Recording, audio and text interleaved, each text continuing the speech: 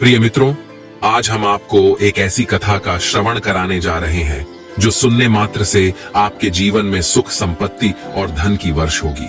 लेकिन अगर आप सभी को ऐसी कथाएं पसंद है और ऐसी ही आध्यात्मिक जानकारियां आपको अच्छी लगती है, सनातन धर्म के बारे में पसंद है, तो आप इस चैनल को सब्सक्राइब कर लीजिए। तो चलिए कथा को प्रारंभ करते हैं। हरे कृष्णा, ओम नमः शिवाय, प्रेम से बोलिए। माता जगत जननी जगदम्बा माई की जय। एक दिन की बात, शाम का समय था। भगवान शिव और माता पार्वती कैलाश पर्वत पर बैठे थे। तभी माता पार्वती के मन में दो प्रश्न आए। उन्होंने भगवान शिव से दो प्रश्न पूछे।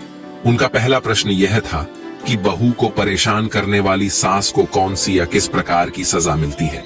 उनका दूसरा प्रश्न यह था कि कौन सी स्त्री के ससुराल में पैर रखने से गरीबी आ जाती है। इसके बाद माता पार्वती के प्रश्नों को सुनकर भगवान शिव ने कहा, हे पार्वती, आपके मन में आया हुआ प्रश्न बहुत महत्वपूर्ण है, साथ ही लोक कल्याणकारी है।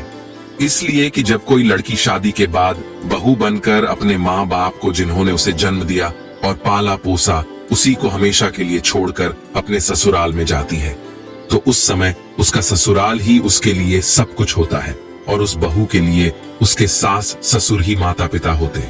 इसलिए हे पार्वती, हर सास ससुर को चाहिए कि अपनी बहू को अपनी बेटी जैसा ही प्यार दे। उनको सोचना चाहिए कि उनकी बहू उनके घर को खुशहाल करने के लिए अपना एक प्यारा सा संसार छोड़कर आई है। लेकिन ऐसा कम देखने को मिलता है कि एक सास अपनी बहू को अपनी बेटी की तरह प्यार देती हो। भगवान शिव कहते हैं, हे पार्वती, अब मैं आपके दोनों प्रश्नों के उत्तर एक छोटी सी कहानी के माध्यम से देता हूं। इसे आप ध्यान से सुनिए, फिर आप पूरी तरह से संतुष्ट हो जाएंगे। तो प्रिय मित्रों, कहानी शुरू करने से पहले मेरा आप सभी से अनुरोध है कि आप हमारी कहानी में खो जाइए। इससे पहले आपसे निवेदन है कि यदि अभी तक हमारे चैनल को सब्सक्राइब नहीं किया है तो कृपया चैनल को सब्सक्राइब कर दें। आप वीडियो को पूरा देखें, क्योंकि आधी अधूरी वीडियो देखने से आधा अधूरा ही ज्ञान प्राप्त होता है, जो जीवन में कभी काम नहीं आता। तो चलिए हम कहानी की शुरुआत करते हैं। आगे भगवान शिव माता से पार्वती कहते हैं, हे पार्वती, एक गांव में एक बुढ़िया रहती थी जो बहुत ही दुष्ट थी। उस बुढ़िया के पास एक बेटा था और एक सीधी सादी बेटी भी थी। वह हमेशा माँ की बातों पर चलती थी। भगवान शिव कहते हैं, हे पार्वती, अब कुछ ऐसा हुआ कि उस बुढ़िया के बेटे को गांव में कोई भी काम नहीं मिलता है। वह इतना गरीब है कि जमीन भी बेचकर वह धन कमा सके। उसे धन के लिए कुछ काम करना होगा। वह काम की तलाश में दूसरे गांव जाता है। दूसरे गांव में उसे एक अच्छा सा काम भी मिल जाता है, लेकिन वहां से उसे हर रोज अपने घर पर आने के लिए समय नहीं मिलता है। सिर्फ पूरे साल में एक एक बार या कुछ दिनों के लिए ही उसे छुट्टी मिलती है। तो अपने घर आ पाता है इसलिए कि वह दूसरे गांव में जाकर के काम करता है। लेकिन उसे अपनी पत्नी की भी बहुत चिंता रहती थी। इसीलिए जब उस बुढ़िया का बेटा अपने घर से काम करने के लिए दूसरे गांव पर जाता था, वह जाने से पहले हमेशा अपनी माँ से कहता था कि माँ, मेरी पत्नी को अच्छी तरह से संभाल कर रखना, क्योंकि मैं रोजाना यहाँ पर नहीं आ सकता हूँ। फिर बेटे की बात को सुनकर कि वो बुढ़िया कहती थी कि हाँ बेटा, तुम बिल्कुल भी चिंता ना करना, मैं तुम्हारी पत्नी का अच्छे से ख्याल रखूंगी, उसे कोई भी कष्ट नहीं मिलेगा। तुम बेफिक्र होकर के दूसरे गांव में काम करने के लिए जा सकते हो। अपनी पत्नी की चिंता मत करो, उसे मेरे पास छोड़कर बेफिक्र तुम जाओ। भगवान शिव कहते हैं कि हे पार्वती, ऐसे ही अपने बेटे को झूठा आश्वासन देकर और उसे घर से दूर भेजकर वह बुढ़िया फिर बेटे के जाने के बाद वह अपनी बहू को बहुत परेशान करती थी। इस तरह समय धीरे धीरे बीत रहा था। वह बहू अपनी सास की आलोचना सुनकर भी चुप रहती थी। चाहे सास बहू को कितना भी कहती थी, वह जितना भी चिढ़ाती थी, लेकिन कभी भी वह बहू उसे जवाब नहीं देती थी, क्योंकि वह बहू बहुत ही संस्कारी थी और अपनी सास को अपनी माँ जैसा प्यार देती थी। फिर समय धीरे धीरे बीत गया। एक दिन उस बुढ़िया का बेटा छुट्टी पर आया। वह 2 दिन तक घर पर रुका, लेकिन उसकी बहू ने किसी तरह की कोई शिकायत नहीं की। फिर इस प्रकार छुट्टी पूरा होने के बाद में जब वह बुढ़िया का बेटा काम के लिए दोबारा जाता है, तो जाने से पहले अपनी माँ से कहता है, माँ, हमारी पत्नी का ख्याल रखना, यह बहुत ही अच्छी है, आपको बहुत ही प्यार करती है, क्योंकि मैं रोजाना यहाँ पर नहीं आ सकता हूँ। फिर बेटे की बात को सुन करके वह बुढ़िया कहती है, ठीक है बेटा, तू चिंता मत कर, मैं तेरी पत्नी का बहुत ख्याल रखती हूँ और आगे भी रखूंगी, क्योंकि यह तेरी पत्नी नहीं, मेरी बेटी भी है। भगवान शिव कहते हैं, हे पार्वती, इस प्रकार बेटे के घर से जाने के बाद अब बुढ़िया का ही राज्य था। अब बहू को संभालती कहां थी। वह तो उसे जितना हो सके उतना सताना शुरू करती है। खुद पैर फैलाकर बैठ जाती है और अपनी बहू से घर और खेत का सारा काम करवाती है। उसे सुबह जल्दी उठा देती है। उसके बाद घर का सारा काम जैसे खाना पकाना, बर्तन मांजना, पानी भरना आदि काम करवाती है। उसके बाद कभी जंगल से लकड़ियां लाने के लिए भेजती हैं।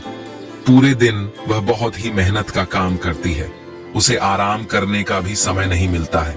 वह बुढ़िया अपनी बहू को ठीक से खाना भी नहीं देती है। कभी कभी सिर्फ पानी तो कभी बासी खाना देती है। भगवान शिव कहते हैं कि हे पार्वती, वो बेचारी बहू सब काम चुपचाप करती रहती है। कभी भी अपनी सास से किसी काम को करने से मना नहीं करती और अपनी सास के सामने कोई जवाब भी नहीं देती है। और वह अपनी सास पर कभी क्रोध भी नहीं दिखाती है। जब रात होती है तो वह बहुत परेशान रहती है। उसका शरीर बहुत दर्द करता था, लेकिन वह अपने पति से यह कभी नहीं कहती कि हमारी सासू माँ हमें बहुत परेशान करती है, क्योंकि वह नहीं चाहती कि घर में कलेश हो और उसके पति जो दूसरे गांव में काम करने गए हैं वह भी परेशान हो। भगवान शिव कहते हैं, हे पार्वती, इस प्रकार से दिन बीतते गए और फिर एक दिन सास को पता चलता है कि हमारी बहू गर्भवती है, तो वह एकदम से विचलित हो जाती है और सोचती है कि कमाने वाला मेरा बेटा अकेला है। ऊपर से यदि एक बच्चा और आ गया तो खाने वाला एक और बढ़ जाएगा। उसके ऊपर बच्चे के जन्म के बाद उसका ख्याल रखने के कारण बहू कोई काम नहीं करेगी, मुझे ही सब कार्य करना पड़ेगा। भगवान शिव कहते हैं, हे पार्वती। फिर वह बुढ़िया अपनी बहू के बारे में ऐसा सोचती है।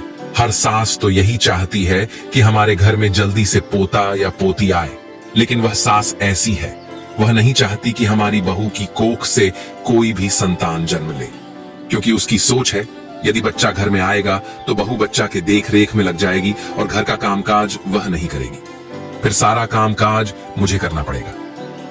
भगवान शिव कहते हैं, हे पार्वती, अब जब वह बुढ़िया जान जाती है कि उसकी बहू गर्भवती है तो वह उसे ज्यादा सताने लगती है और बहू को बहुत सारा काम करने के लिए कहती रहती है।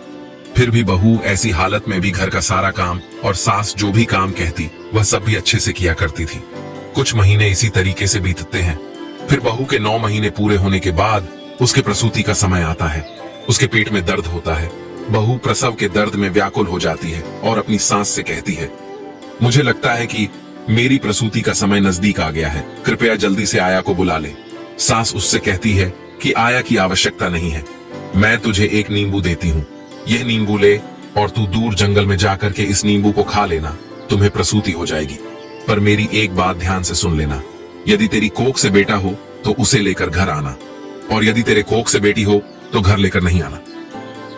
भगवान शिव कहते हैं, हे पार्वती, बहू बेचारी वेदना से तड़पती हुई सांस के द्वारा बताए हुए रास्ते पर चलती है और नींबू लेकर के उस जंगल में चली जाती है जिस जंगल के बारे में उसकी सांस बताती है।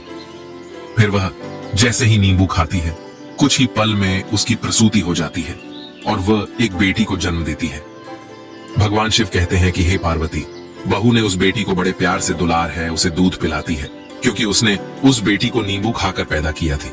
इसलिए उस बहू ने अपनी बेटी का नाम निम्बावली रखा। फिर वह एक ऐसा स्थान ढूंढने लगी जिसमें वह अपनी बेटी को छिपा कर रख सके। आखिरकार उसने एक ऐसी जगह खोज ही ली जहां एक बहुत बड़े पेड़ खो थे। उस खो के ऊपर चिड़ियों के घोंसले थे।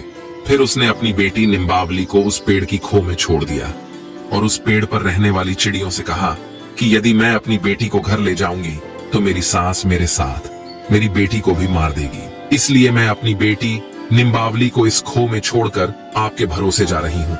हे चिड़ियों, हो सके तो आप सब मेरी बेटी का ध्यान रखना।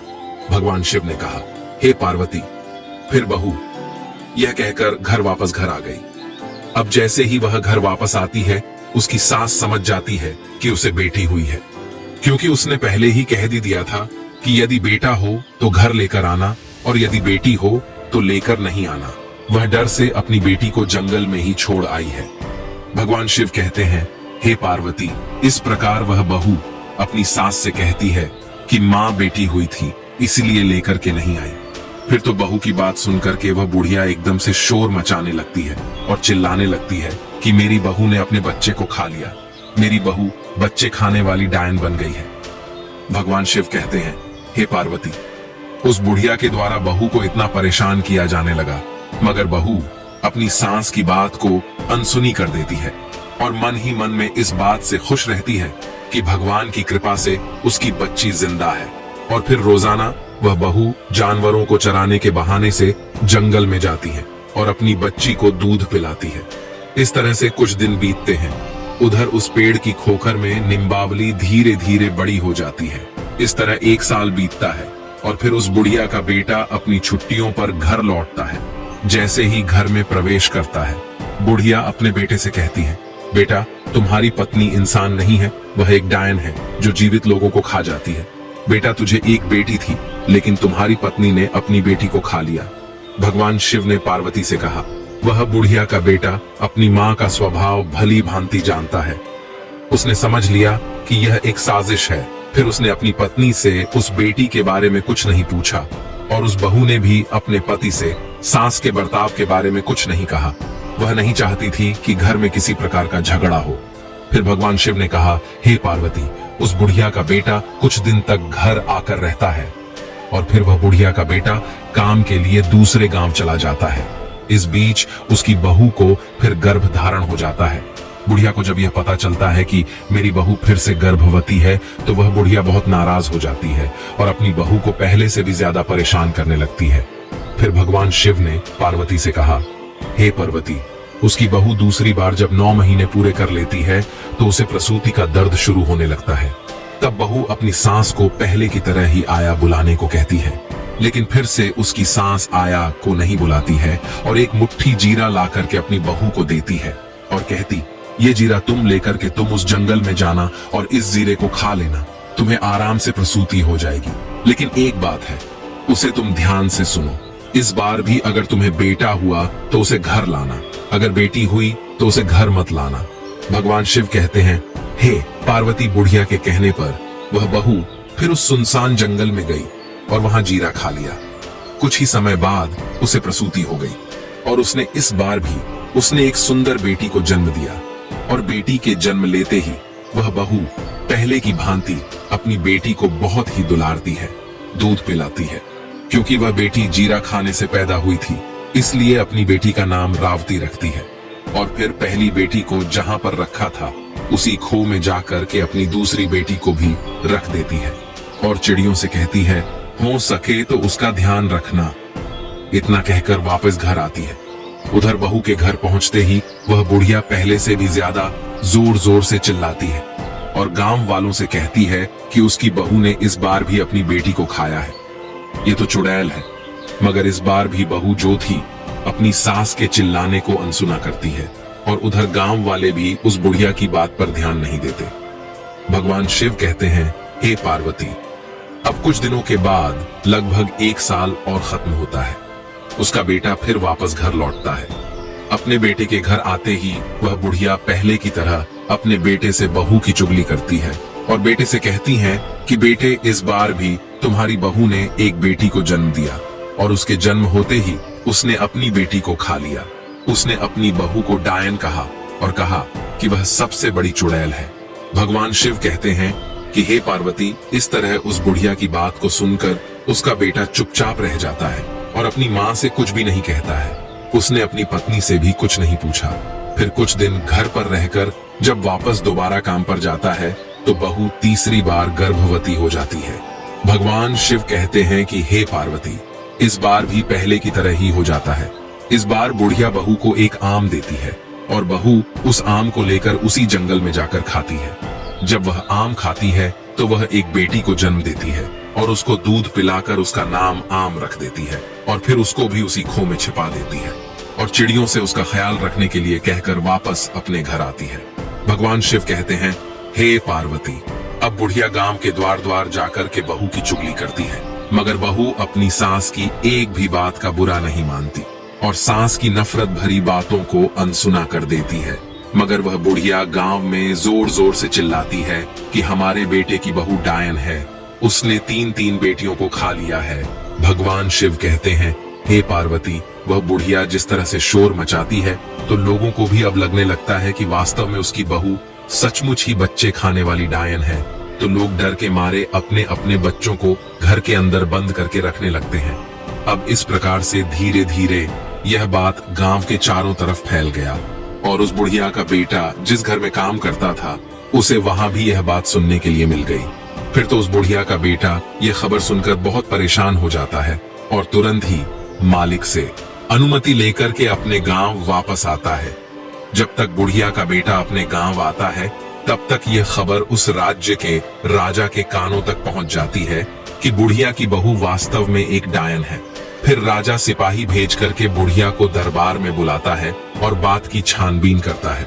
तो बुढ़िया मिर्च मसाला लगा करके राजा से कहती है, महाराज क्या बताऊं, मेरी बहू वास्तव में एक बड़ी डायन है, बच्चों को खाने वाली चुड़ैल है। उसने मेरी 3 पोतियों को जिंदा ही खा लिया है। फिर तो राजा उस बुढ़िया की बात को सुनकर क्रोधित हो जाता है और सिपाहियों को आदेश देता है कि चौराहे पर एक सूली लगवा दो और बुढ़िया की बहू जहां कहीं भी है वहां जाकर लेकर आओ और शीघ्र ही उसे सूली पर चढ़ा दो। भगवान शिव कहते हैं, हे पार्वती, इस प्रकार राजा के सिपाही शीघ्र ही आज्ञा का पालन करते ही तुरंत ही सूली बनाते हैं और जाकर के बुढ़िया की बहू को दरबार में लेकर आते हैं। फिर राजा पूछता है, क्या तुम्हारी सास सच कहती है? क्या तुमने अपनी 3 बेटियों को जिंदा खा लिया है? मगर राजा की बात को सुनकर वह बहू चुपचाप नीचे सिर झुकाए खड़ी रहती है। फिर तो बहू को चुपचाप देख करके राजा को विश्वास हो जाता है, जैसा बुढ़िया ने बताया है उसकी बहू ने तो वास्तव में अपनी बेटियों को खाया है, यह तो डायन है।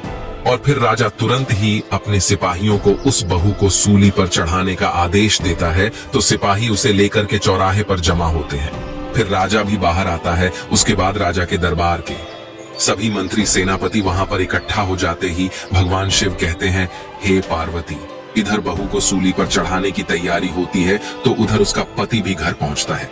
जब वह घर पहुंचता है तो उसे घर में कोई दिखाई नहीं देता है। वह सोचता है घर में मां और पत्नी नहीं है और घर के दरवाजे पर ताला लगा हुआ है। वह परेशान हो जाता है और पड़ोसी से पूछता है कि क्या हुआ है। पड़ोसी बताते हैं कि तुम्हारी मां और पत्नी को राजा ने दरबार में बुलाया है। फिर वह बुढ़िया का बेटा घबराकर राजा के दरबार की ओर भागता है। वहां पहुंचकर उसे पता चलता है कि उसकी पत्नी को सूली पर चढ़ाने के लिए चौराहे पर ले जाया गया है। तब वह तेजी से चौराहे की ओर दौड़ता है। चौराहे पर पहुंचते ही वह देखता है कि राजा के प्रधान सिपाही और सभी प्रजा इकट्ठी हैं और कुछ ही समय में उसकी पत्नी को सूली पर चढ़ाने का हुक्म है।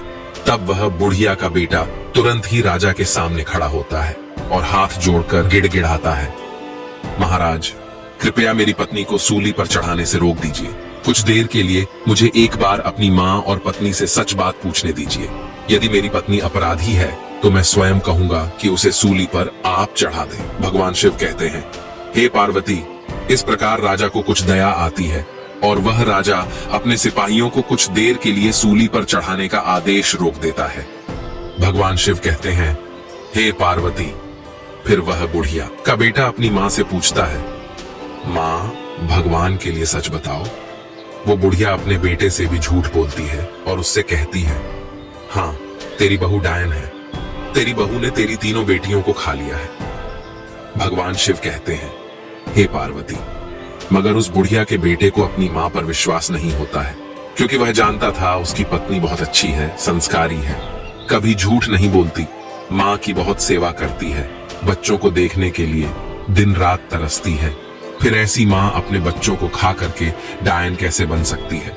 फिर ऐसा सोच करके उस बुढ़िया का बेटा अपनी पत्नी को कसम देकर पूछता है कि तुम मुझे सच बताओ, मुझसे झूठ ना बोलना।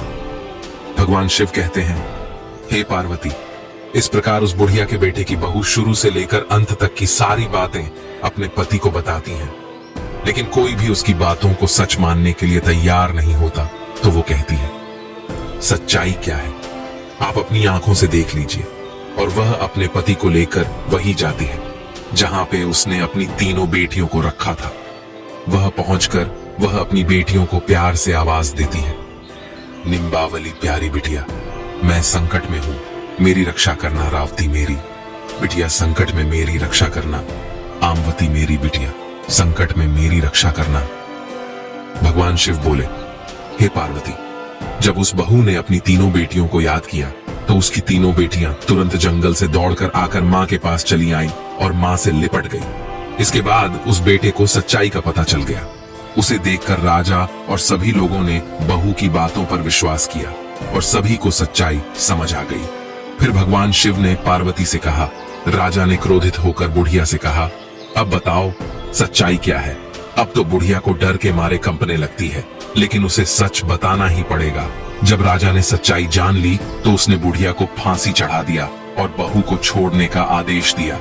राजा बहू के संस्कारों को देखकर वह बहुत खुश हो गए और बुढ़िया के बेटे से कहा, अब से तुम्हें दूसरे गांव जाने की आवश्यकता नहीं है।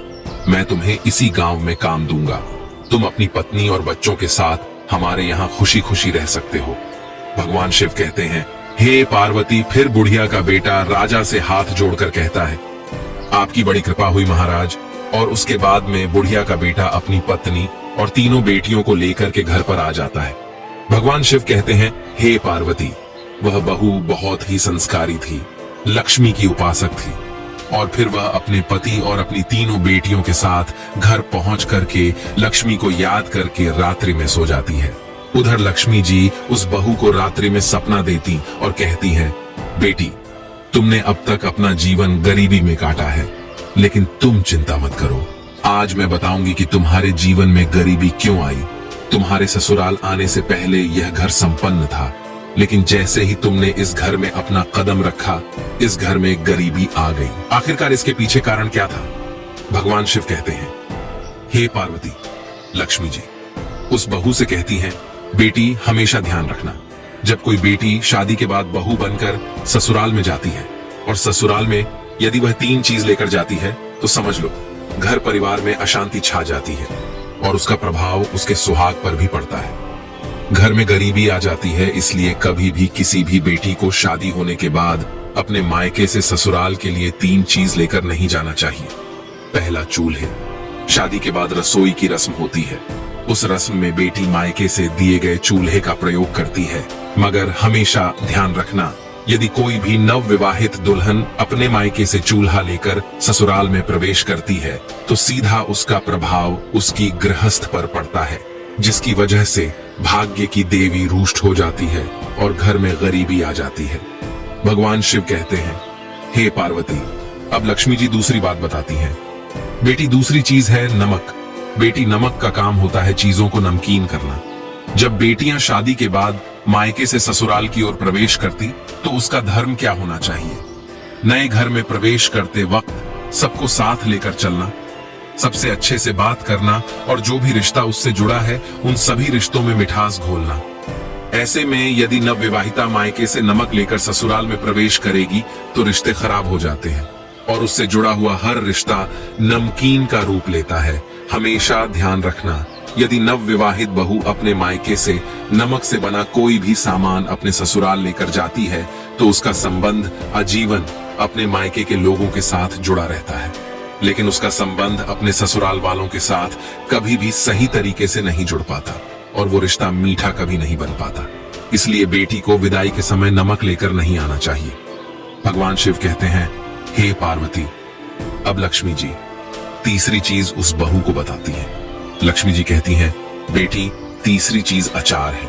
अक्सर कर माँ बाप बेटियों को शादी के बाद विदा करते समय उसके माता पिता उनके पसंदीदा आचार को बनाकर भेज देते हैं, लेकिन हमेशा ध्यान रखो, अचार खाने में खट्टा होता है, वैसे ही वह पति पत्नी के बीच में रिश्तों में भी खट्टा पैदा कर देता है, परिवार में भी खटास पैदा कर देता है। कभी कभी यह खटास इतनी गहरी हो जाती है कि पति पत्नी में से किसी की मृत्यु तक हो जाती है।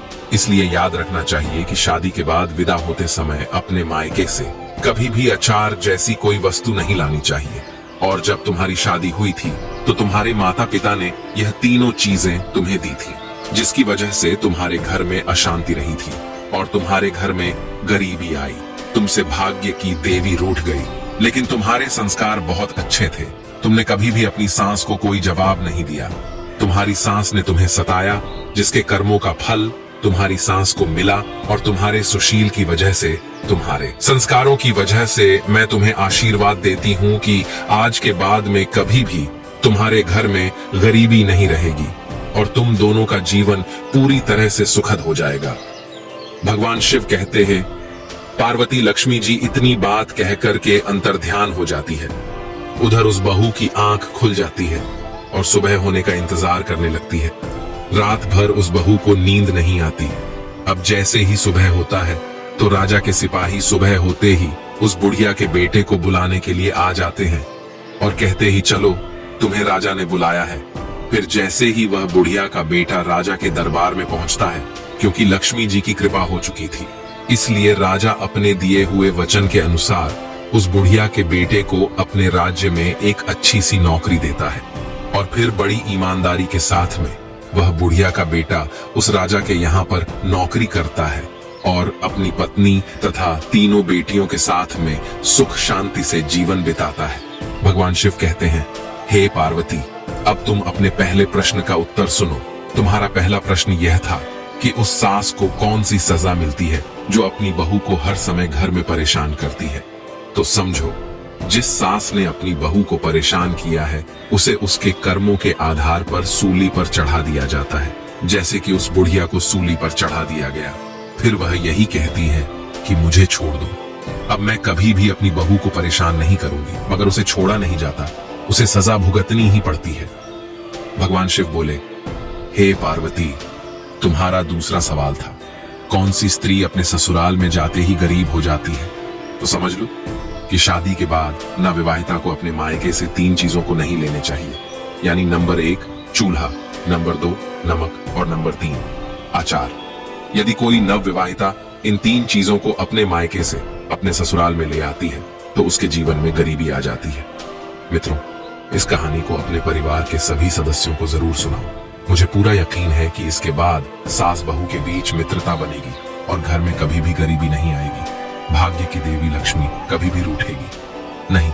उम्मीद है आप सभी को यह वीडियो अच्छी लगी होगी। अगर आप शिव के सच्चे भक्त हैं तो चैनल को सब्सक्राइब और वीडियो को लाइक करके कमेंट में हर हर महादेव लिख दीजिए। आप सभी का धन्यवाद।